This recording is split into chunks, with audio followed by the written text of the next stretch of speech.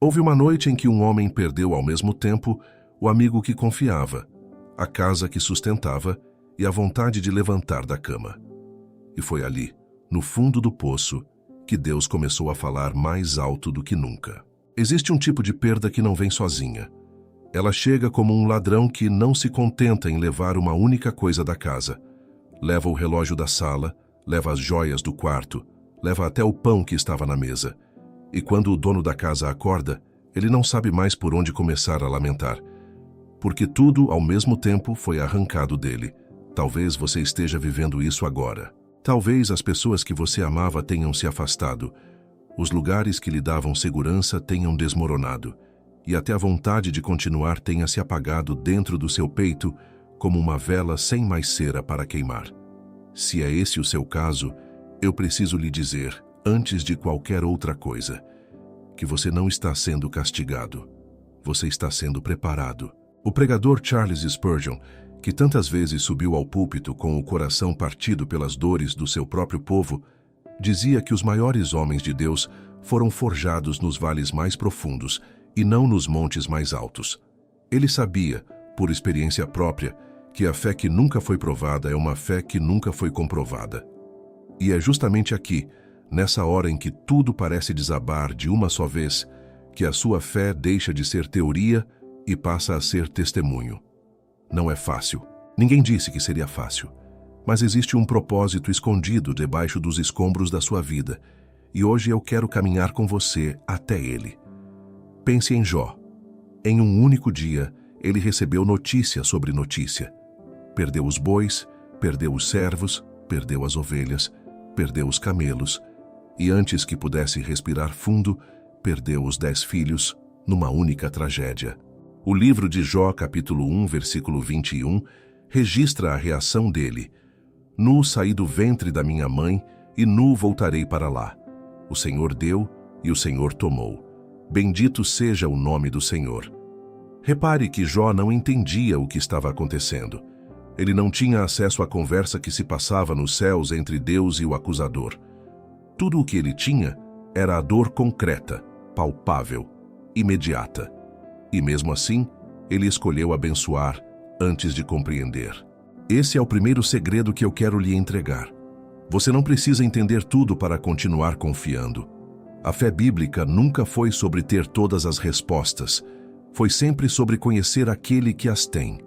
Quando pessoas se afastam de você sem explicação, quando um lugar que era seu porto seguro deixa de existir, quando a motivação que te movia parece ter secado como um rio no verão, o convite não é para que você entenda o mecanismo divino por trás disso. O convite é para que você segure a mão de Deus com mais força ainda, principalmente quando não consegue enxergar o caminho.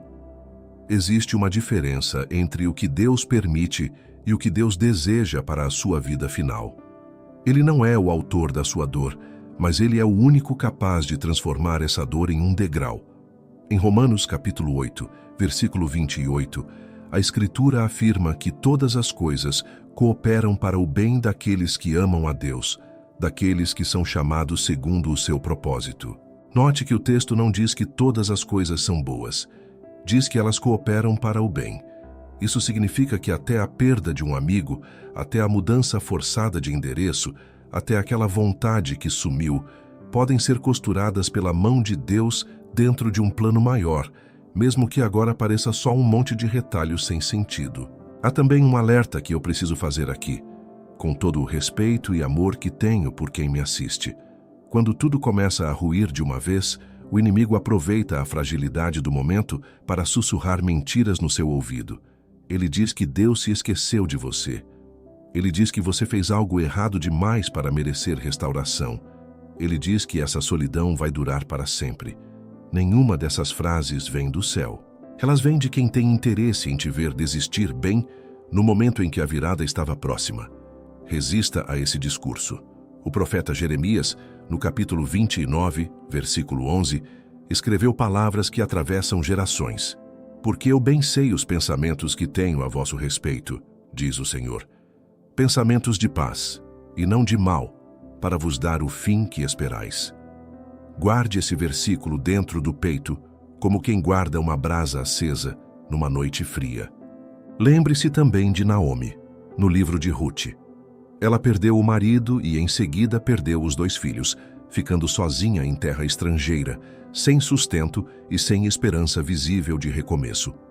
Ao voltar para Belém, ela chegou a pedir que a chamassem de Mara, que significa amargura, porque sentia que a mão do Senhor havia se voltado contra ela. E, no entanto, foi exatamente naquele vazio aparente que Deus já estava tecendo a história de Ruth e Boaz, uma linhagem que desembocaria, gerações depois, no próprio rei Davi. Naomi não via nada disso enquanto chorava seu vazio. Ela só enxergou o propósito muito tempo depois, olhando para trás. É provável que com você aconteça algo parecido. Só depois de atravessar esse deserto é que vai entender por que ele precisou existir. Talvez você já tenha perguntado a Deus por que justamente agora? Por que tudo junto? Por que essa combinação cruel de perdas simultâneas? Eu não tenho a pretensão de trazer uma resposta definitiva para essa pergunta, porque nem a Bíblia costuma responder o porquê com detalhes. Mas ela responde ao para quê, e o para quê geralmente aponta para um recomeço que você ainda não consegue enxergar da posição em que está agora, ajoelhado, cansado, sem chão. As próximas partes desta pregação vão te mostrar passo a passo como reconhecer os sinais dessa temporada, como discernir entre o que veio para te destruir e o que veio para te lapidar, e como recuperar com a ajuda de Deus aquilo que parecia perdido para sempre. Antes de seguirmos, eu quero te pedir 2 coisas rápidas. A primeira, se essa palavra já está tocando o seu coração, inscreva-se agora mesmo no canal. Isso ajuda muito mais gente cansada como você a encontrar essas pregações no momento exato em que mais precisa delas. A segunda coisa que eu preciso te contar é sobre um material que preparamos com muito cuidado e oração, pensando exatamente em quem está passando por essa seca espiritual. Chama-se 21 dias para restaurar sua intimidade com Deus, e ele existe para te acompanhar dia após dia nesse processo de reconstrução interior, com leituras, reflexões e orações que vão te ajudar a reencontrar aquela proximidade com o Pai que talvez você sinta que perdeu no meio de tantas quedas. O link está fixado no primeiro comentário deste vídeo. Se você sente que precisa dessa restauração agora, não deixe para depois. Vá até lá. Existe uma pergunta que toda pessoa que atravessa uma perda múltipla precisa fazer, e ela raramente é feita com sinceridade. A pergunta é esta: o que exatamente eu perdi era meu para sempre ou era apenas meu para uma temporada? Muita gente sofre não pela perda em si, mas pela ilusão de que aquilo jamais poderia terminar. Uma amizade, um endereço, um emprego, uma rotina confortável, tudo isso pode ter sido, sim, uma bênção genuína de Deus para um período da sua vida. Mas nem toda bênção foi desenhada para durar até o fim dos seus dias. Algumas coisas, por mais boas que tenham sido, cumpriram sua função e precisaram sair de cena para que outra coisa pudesse entrar. Pense em Abraão. Ele viveu grande parte da vida em Ur dos Caldeus, cercado de família, de costumes conhecidos, de uma terra que ele entendia bem. E, de repente, Deus o chama para sair dali, sem lhe dar um mapa detalhado, apenas uma promessa. O livro de Gênesis, capítulo 12, versículo 1, registra a ordem: Sai-te da tua terra e da tua parentela e da casa de teu pai para a terra que eu te mostrarei. Repare que Deus não disse a Abraão para onde ele estava indo. Disse apenas para onde ele não deveria mais ficar. Às vezes, a vontade de Deus na sua vida é exatamente assim, mais clara sobre o que precisa ser deixado para trás do que sobre o destino final. E é justamente essa falta de mapa detalhado que aterroriza tanta gente, fazendo com que prefiram continuar sofrendo dentro do familiar a arriscar a obediência dentro do desconhecido. É preciso então aprender a diferenciar 2 tipos de perda. Existe a perda que rouba e existe a perda que poda. A perda que rouba vem para destruir, para te deixar menor, mais fraco, mais distante de Deus. Ela geralmente está ligada a más escolhas, a pecados não confessados, a portas que foram abertas sem discernimento algum. Mas existe também a perda que poda, aquela que Deus permite justamente para que uma árvore antiga cresça de forma mais saudável, com galhos mais fortes e frutos mais doces. O Evangelho de João, capítulo 15, versículo 2, traz essa imagem com muita clareza. Toda a vara em mim que não dá fruto ele a corta, e toda a que dá fruto ele a limpa, para que dê mais fruto. Uma videira que nunca é podada cresce desordenada, cheia de folhas e vazia de frutos. Talvez seja isso que está acontecendo com você agora. Uma poda, não um castigo. Como saber então se aquilo que você perdeu era uma poda de Deus ou um roubo do inimigo? Um bom caminho é observar o que restou depois da perda. Se mesmo no meio da dor, a sua fé continua respirando. Se você ainda consegue orar, mesmo que seja um simples gemido sem palavras bonitas, isso é sinal de que Deus está por trás do processo, cuidando de cada detalhe, ainda que de forma invisível aos seus olhos. Já quando a perda vem acompanhada de um afastamento total de Deus, de um endurecimento do coração, de vontade de vingança ou de amargura permanente, é hora de examinar se não há ali uma porta aberta que precisa ser fechada com urgência. Outro sinal importante está nas pessoas que se afastaram. Nem toda pessoa que sai da sua vida é uma perda de fato. Algumas relações foram construídas sobre conveniência, sobre aparência, sobre interesses que nunca tiveram raiz espiritual verdadeira. Quando esse tipo de vínculo se desfaz, dói, porque toda separação dói, mas o resultado, com o tempo, costuma ser libertador. Já existem outras pessoas que Deus colocou no seu caminho para caminhar junto por muito mais tempo. E o afastamento delas costuma vir acompanhado de uma dor diferente, mais profunda, quase como se uma parte de você tivesse sido arrancada. Discernir essa diferença exige tempo e oração, mas o Espírito Santo é fiel para revelar, aos poucos, qual é qual. O mesmo vale para os lugares. Uma casa, uma cidade, um trabalho, uma igreja. Tudo isso pode ter sido moradia temporária dentro do plano de Deus para você, e não destino final. O povo de Israel viveu no Egito por gerações, mas o Egito nunca foi a terra prometida.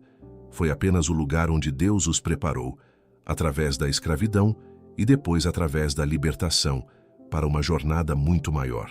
Se o lugar onde você estava desmoronou, talvez seja porque Deus está com pressa de te tirar de um Egito espiritual que você já havia se acostumado a chamar de lar. Há ainda um detalhe que muitos ignoram quando pensam nessa travessia do deserto. O povo de Israel não foi direto do Egito para Canaã.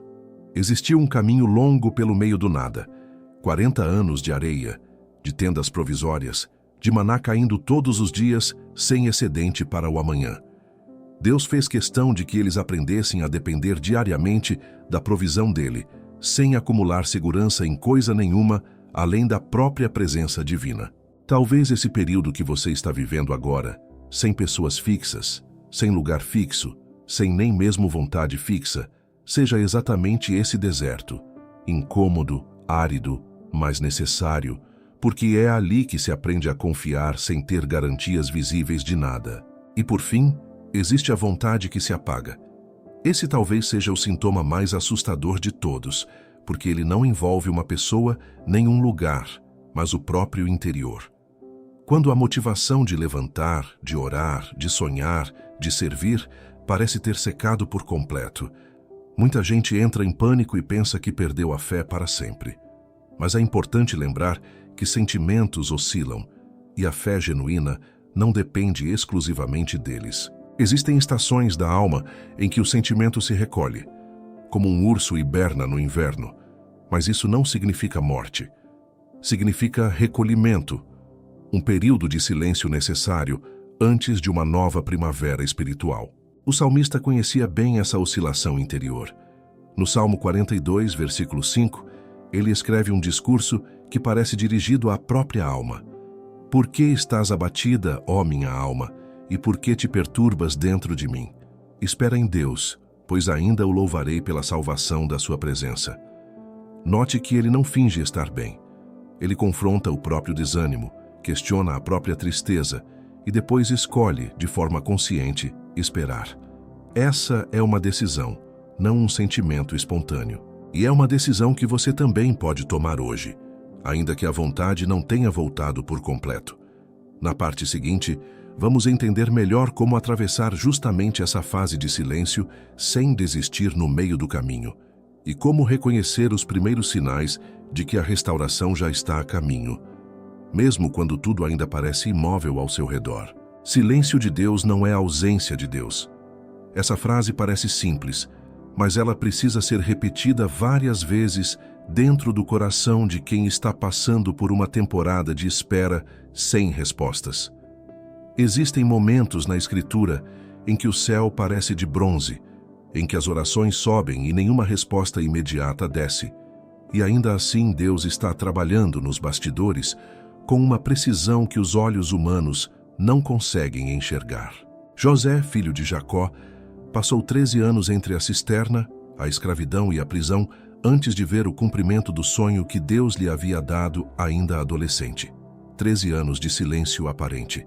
13 anos em que, se ele julgasse pelas circunstâncias, teria toda razão para achar que Deus o havia esquecido numa cela no Egito.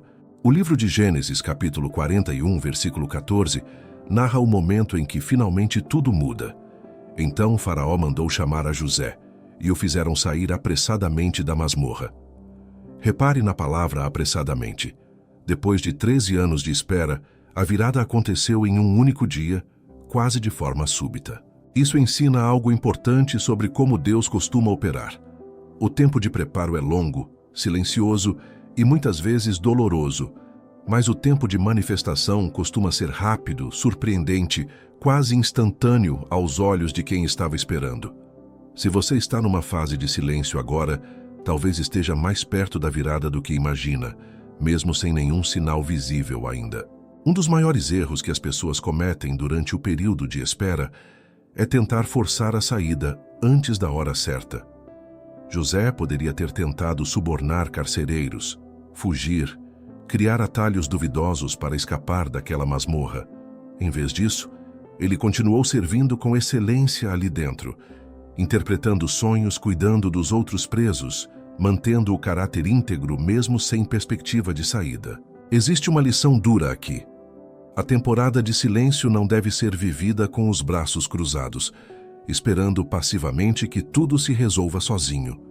Ela deve ser vivida com fidelidade ativa, cuidando do que está ao seu alcance, mesmo que pareça pequeno demais, mesmo que pareça inútil diante da grandeza da promessa que você está esperando ver cumprida. Outro exemplo poderoso está em Davi, ungido rei ainda jovem, mas obrigado a fugir de Saul por anos, escondendo-se em cavernas, fingindo loucura diante de inimigos, vivendo como fugitivo numa terra que já era, por direito e por promessa, dele. O Salmo 139, versículo 16, traz uma verdade que sustentou Davi durante essa perseguição. E teus olhos viram o meu corpo ainda informe, e no teu livro todas estas coisas foram escritas, as quais em continuação foram formadas quando ainda não havia uma delas. Deus já tinha escrito cada dia da vida de Davi antes mesmo de ele nascer. As cavernas, as fugas, as traições, tudo já estava previsto dentro de um roteiro maior que Davi só conseguiu enxergar por completo depois, olhando para trás, já sentado no trono. Você hoje talvez esteja na sua própria caverna. Talvez seja uma caverna emocional, sem amigos por perto, sem lugar que sinta como lar, sem vontade de sonhar coisas grandes. Mas assim como aconteceu com Davi, essa caverna não é o fim da história. É apenas um capítulo dela, um capítulo necessário para forjar o caráter que vai sustentar a bênção que está por vir. Pessoas que recebem restauração rápida demais, sem passar por processo nenhum, muitas vezes não sabem sustentar o que receberam. Deus, em sua sabedoria, prefere formar o caráter antes de entregar a coroa. É importante também reconhecer os pequenos sinais de que a estação está mudando, mesmo antes da virada completa acontecer. Às vezes, o primeiro sinal não é uma pessoa nova chegando, nem um lugar novo se abrindo, mas simplesmente um pequeno resquício de esperança voltando ao coração, quase imperceptível, como a primeira gota de chuva depois de uma seca prolongada. Se você sentiu nos últimos dias um lampejo de vontade de orar, mesmo que pequeno, Isso já é sinal de movimento espiritual. Se você conseguiu, mesmo com esforço, agradecer por algo em meio à dor, isso já é terreno fértil sendo preparado. Deus costuma trabalhar de dentro para fora. Primeiro restaura o coração, depois restaura as circunstâncias ao redor dele. Há também um convite direto que eu preciso fazer aqui. Não interprete o silêncio como abandono e não use esse período para se afastar da comunhão com outros crentes.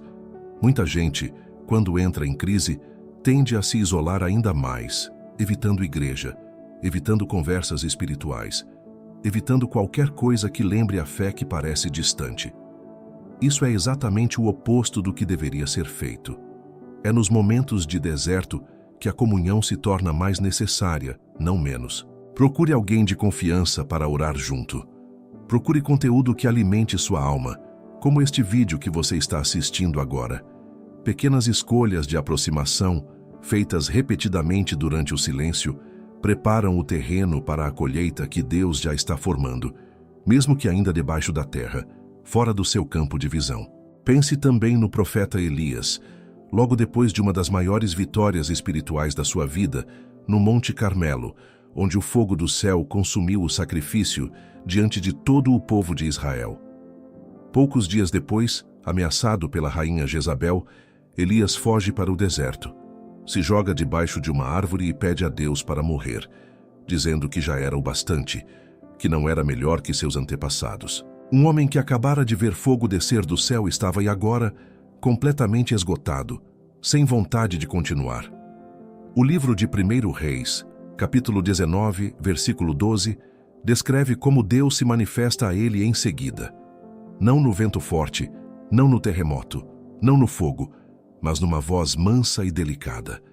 Deus não gritou com Elias no meio do colapso emocional dele. Falou baixinho, com cuidado, como quem trata de um filho exausto. Esse detalhe muda a forma como devemos encarar as nossas próprias quedas de energia espiritual. Depois de grandes batalhas, é normal sentir esgotamento. Depois de perder pessoas, lugares e vontades ao mesmo tempo, é absolutamente compreensível que a alma peça descanso, que o corpo peça silêncio, que o coração peça uma pausa. Deus não trata esse cansaço como pecado. Ele trata como sinal de que é hora de cuidado, de comida, de sono, de uma palavra mansa que reconstrua devagar o que foi destruído de uma vez. Antes de dar a Elias uma nova missão, Deus primeiro cuidou do corpo dele, enviando um anjo para alimentá-lo e deixá-lo dormir. Essa restauração espiritual raramente pula essa etapa mais simples e mais humana de cuidado básico.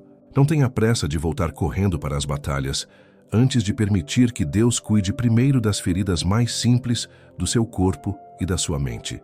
Chega um momento, dentro desse processo de perda múltipla, em que a pergunta muda de direção. No começo, a pergunta costuma ser: por que isso está acontecendo comigo? Mas depois de um tempo de amadurecimento espiritual, essa pergunta se transforma em outra, muito mais produtiva. O que Deus quer construir em mim através disso? Essa mudança de pergunta não acontece automaticamente. Ela exige uma decisão consciente de parar de olhar apenas para trás, para o que foi perdido, e começar a olhar para cima, para aquele que segura o futuro. O apóstolo Paulo entendia bem esse princípio. Ele havia sido um homem de prestígio, respeitado entre os fariseus, com uma posição social invejável antes de conhecer a Cristo. Depois da conversão, perdeu quase tudo: reputação, amigos antigos, segurança financeira, e chegou a enfrentar prisões, naufrágios e perseguições constantes.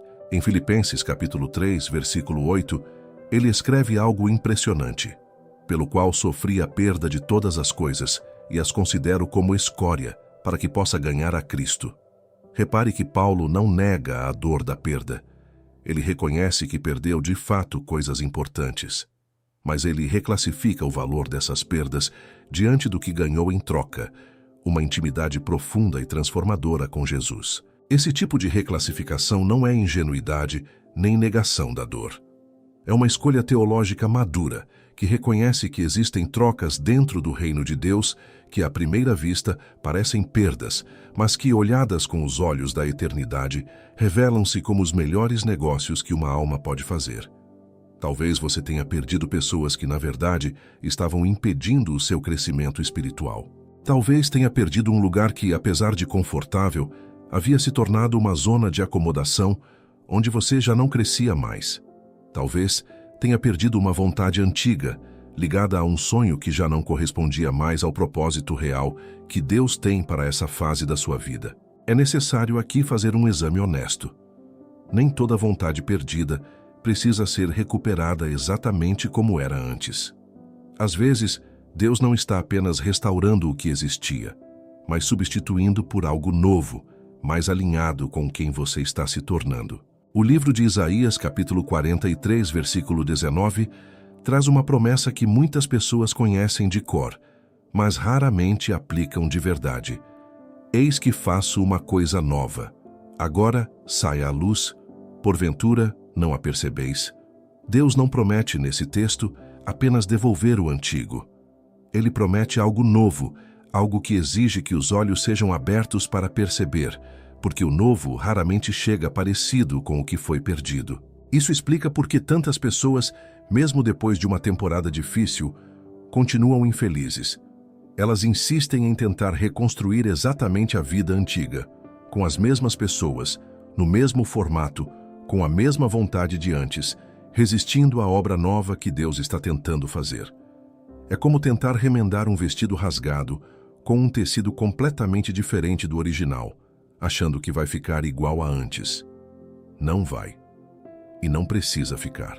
A beleza da obra de Deus está justamente nessa capacidade de transformar perdas em formatos completamente novos de bênção, muitas vezes superiores ao que existia antes da ruptura. Existe também um cuidado espiritual importante nesse processo, discernir entre luto saudável e apego pecaminoso.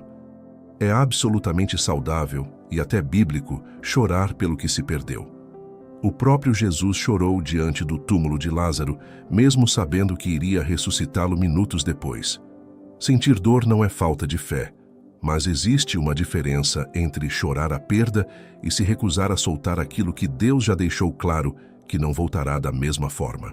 Ficar preso emocionalmente a uma pessoa que já partiu definitivamente, a um lugar que já não existe mais, ou a uma versão antiga de você mesmo que já cumpriu seu propósito, impede que as mãos fiquem livres para receber o que Deus está preparando para entregar. Lembre-se da esposa de Ló, mencionada em Gênesis capítulo 19. Enquanto fugia da destruição de Sodoma, ela olhou para trás, contrariando a instrução clara que havia recebido, e se transformou numa estátua de sal, presa para sempre no exato lugar onde escolheu se apegar ao que estava sendo destruído. Jesus, no Evangelho de Lucas, capítulo 17, versículo 32, faz questão de citar esse episódio como advertência. Lembrai-vos da mulher de Ló. Não é uma história sobre curiosidade inocente. É uma história sobre o perigo de manter o coração ancorado numa realidade que Deus já determinou que precisa ficar para trás.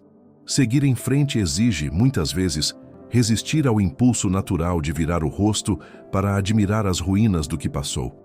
Uma pergunta prática pode ajudar nesse discernimento. Você está guardando essa memória com gratidão ou está se agarrando a ela com desespero, como se a sua identidade dependesse exclusivamente dela? Gratidão liberta, desespero aprisiona. É possível honrar o passado, reconhecer o valor daquelas pessoas, daquele lugar, daquela vontade antiga, sem transformar essa lembrança em uma corrente que impede o avanço. O salmista, em várias passagens, recorda o passado como forma de fortalecer a fé para o presente, e não como forma de se prender permanentemente a ele. Convém também observar que Deus costuma trabalhar por camadas nesse tipo de restauração. Primeiro, ele restaura a capacidade de sentir novamente, depois de um período de anestesia emocional natural que costuma acompanhar perdas grandes.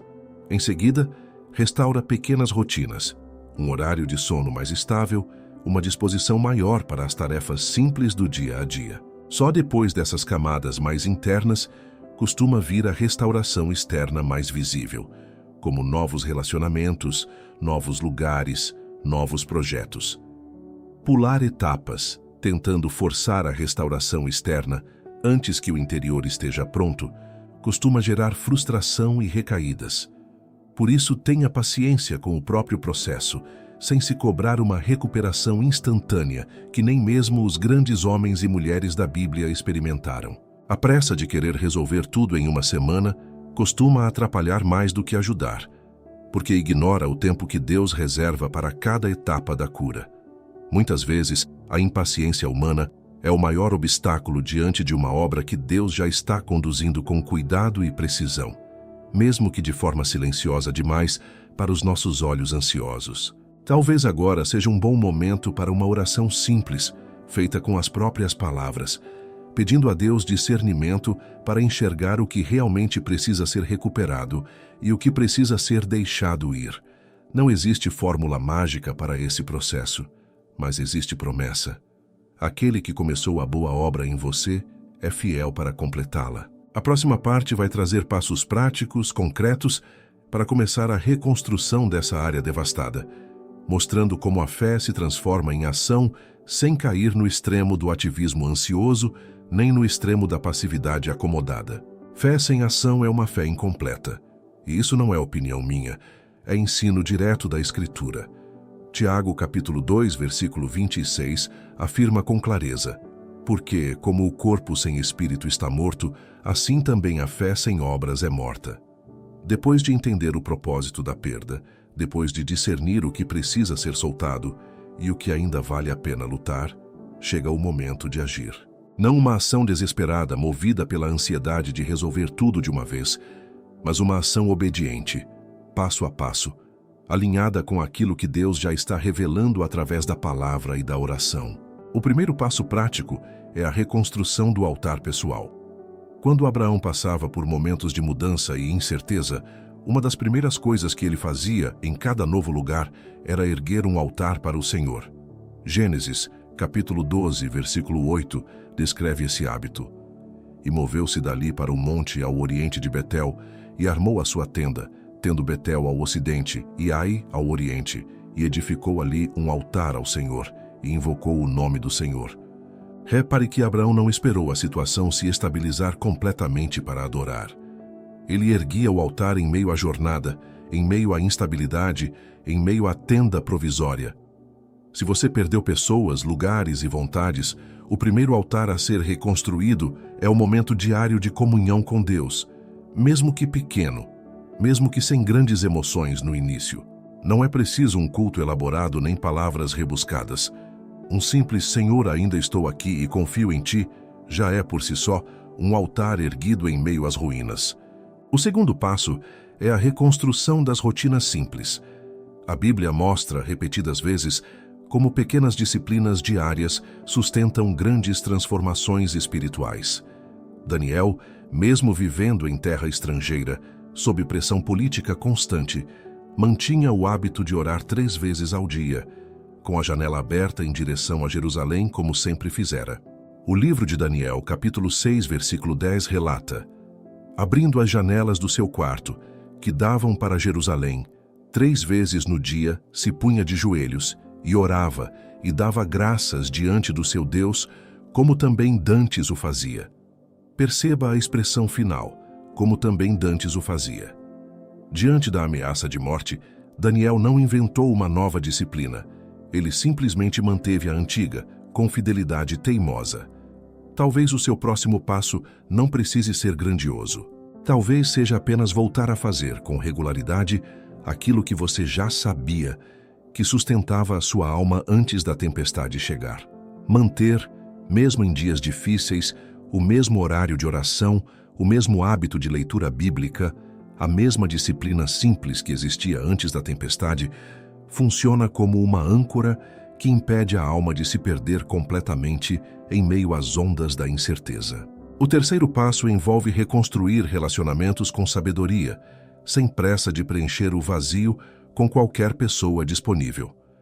É comum, depois de uma perda relacional grande, sentir uma urgência quase desesperada de encontrar substitutos imediatos, novas amizades, novos círculos, qualquer companhia que aplaque a solidão. Mas relações construídas na pressa da carência raramente são saudáveis. Provérbios capítulo 18, versículo 24. Alerta.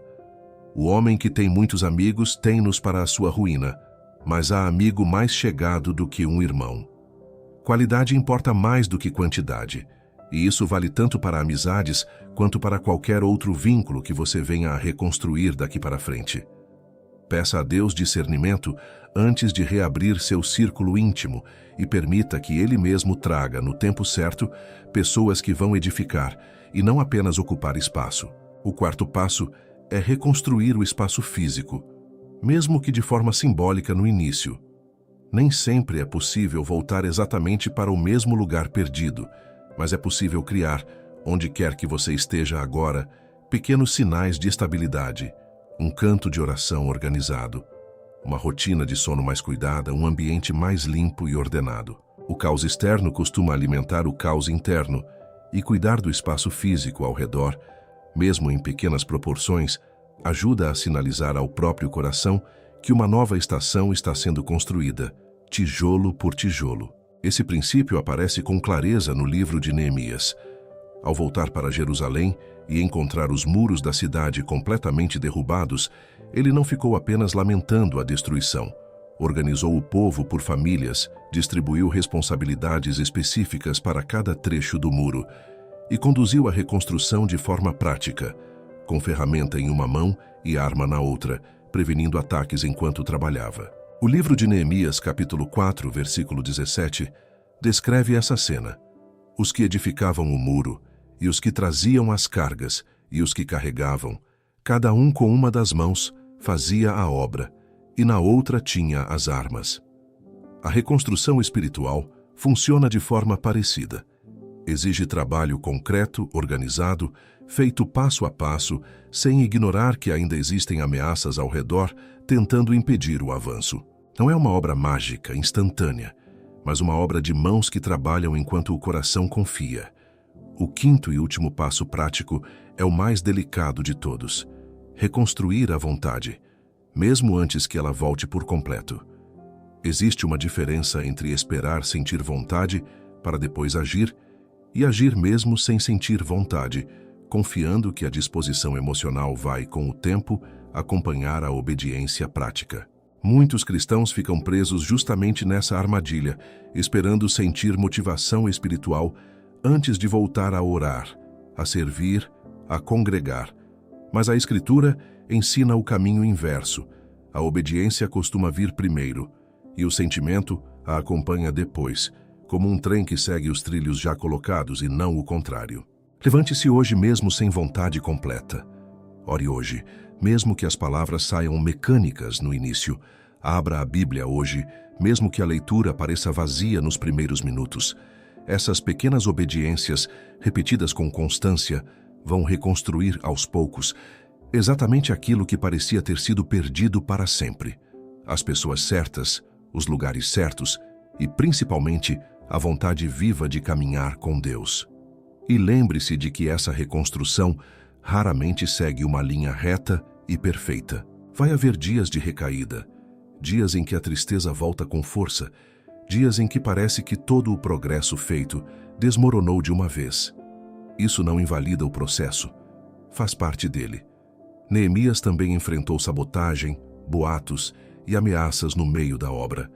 E mesmo assim terminou o muro em 52 dias, um tempo considerado impossível pelos inimigos que zombavam do projeto no início. Na parte final desta pregação, vamos fechar essa jornada com uma palavra de encorajamento direto para o seu coração e um convite especial para que você continue caminhando junto com este canal nas próximas mensagens. Se você chegou até aqui, quero te dizer: obrigado por dedicar esse tempo a essa palavra. Ela não foi feita apenas para informar, foi feita para tocar o lugar exato onde você está sentindo o peso da perda. Deixe seu comentário contando o que mais falou ao seu coração hoje. Isso fortalece muito este espaço. Se ainda não é inscrito, inscreva-se agora e ative o sininho, porque toda semana trazemos novas mensagens para sustentar sua caminhada com Deus. E se essa palavra sobre restauração mexeu com você, o nosso guia 21 dias para restaurar sua intimidade com Deus foi feito para caminhar ao seu lado dia após dia nessa reconstrução. O link está fixado no primeiro comentário. Curta este vídeo, compartilhe com quem precisa ouvir isso agora. E nos vemos na próxima pregação.